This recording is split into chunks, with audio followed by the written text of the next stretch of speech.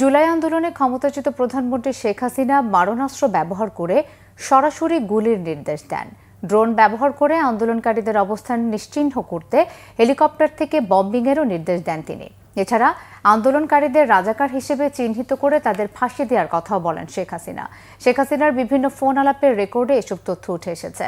শেখ হাসিনা সহ ৩ জনের বিরুদ্ধে মানবতাবিরোধী অপরাধের মামলায় আন্তর্জাতিক অপরাধ ট্রাইব্যুনালে দেওয়া সাক্ষ্যে বিশেষ তদন্ত কর্মকর্তা ফরেনসিক বিশেষজ্ঞ তানভীর হাসান জোহা এসব কথা বলেন।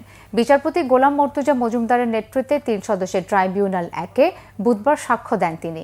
জোহা বলেন, তদন্তকালে বিটিআরসি, এনটিএমসি ও ডিএমপি সহ সংশ্লিষ্ট দপ্তর থেকে বিভিন্ন audio clip, video footage, CDR, CC camera footage সংগ্রহ করেন তিনি। এরই ধারাবাহিকতায় গত 23 ডিসেম্বর সাবেক প্রধানমন্ত্রী শেখ হাসিনার 69টি অডিও ক্লিপ জব্দ করা হয়। এর মধ্যে একটি অডিও ক্লিপে সাবেক প্রধানমন্ত্রী শেখ হাসিনা ও ফজলিনুর তাপসের ফোন আলাপ এবং একটিতে শেখ হাসিনার সাথে ঢাকা বিশ্ববিদ্যালয়ের সাবেক উপাচার্য মাকসুদ কামালের কণ্ঠস্বর শনাক্ত করেন তিনি। 3টি ফোন আলাপে সাবেক প্রধানমন্ত্রী শেখ হাসিনা ও জাসদ সভাপতি হাসানুল হক ইনুর কণ্ঠস্বর শনাক্ত করা হয়। সাক্ষ্য গ্রহণ সরাসরি সম্প্রচার করেছে বিটিভি।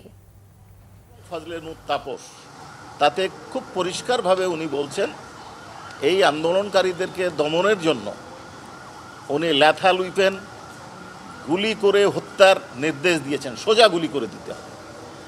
ড্রোন ব্যবহার করার নির্দেশ দিয়েছেন, ড্রোন ব্যবহারের মাধ্যমে শনাক্ত করে হেলিকপ্টার ব্যবহার করে গুলির কথাও বর্ণনা হয়েছে। যে আমরা চাইলাম অধিকার, হয়ে গেলাম রাজাকার, এইটাকে উনি অপব্যাখ্যা করে ছাত্রদেরকে রাজাকার বলে ট্যাগ দিয়েছেন এবং তাদেরকে বলেছেন যে এরাকে অন্য রাজাকারদেরকে ফাঁসি দিয়েছি, এদেরকেও মেরে ফেলা হবে, ফাঁসি দেওয়া হবে।